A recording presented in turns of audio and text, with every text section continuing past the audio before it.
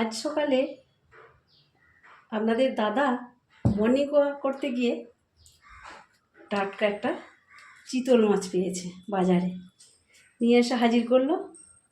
বলে আজকে এই চিতল মাছটার তেল ঝাল বানিয়ে দাও। নুন হলুদ মাখিয়ে নিলাম, সঙ্গে দিলাম তেলও, না হলে ভাজতে গেলে মাছটা ফাটে, তো তেল মাখালে মাছটা ফাটবে না। তো চলুন এটা আমি তেল ঝাল বানিয়ে আপনাদেরকে দেখাবো। কড়াইয়ে সর্ষের তেল দিয়ে দেব। তেল গরম হয়ে গেছে, এখন আমি মাছগুলো ভেজে নেব।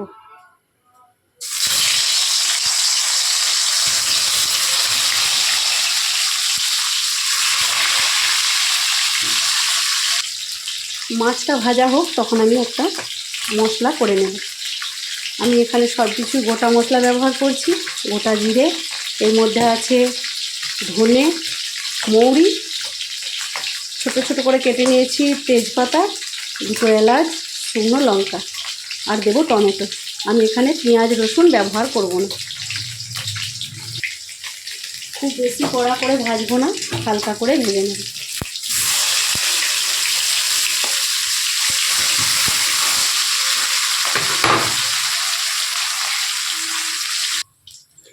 এইভাবে আমি সব মাছগুলোই ভেজে নেব। মাছ ভাজা হয়ে গেছে, এখন দিয়ে দেব তেলের মধ্যে কালো জিরে। এখন দিয়ে দেব পেস্ট করা মশলাটা। এর মধ্যে আমি টমেটো দিয়ে পেস্ট করে নিয়েছি।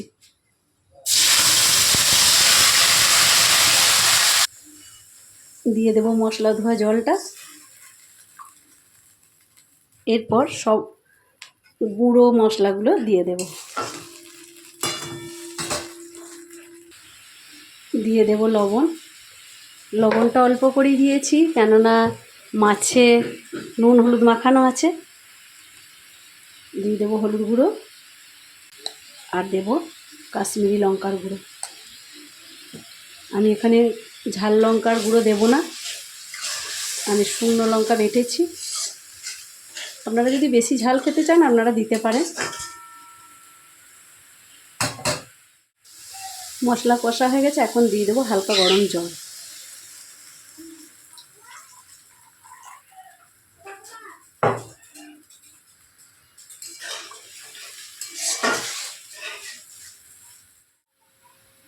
এখন মাছগুলো দিয়ে দেব।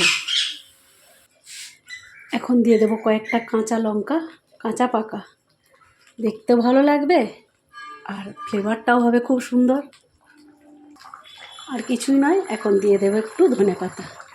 ব্যাস, রেডি হয়ে গেল আমাদের আজকের রেসিপি চিতল মাছের তেল ঝাল।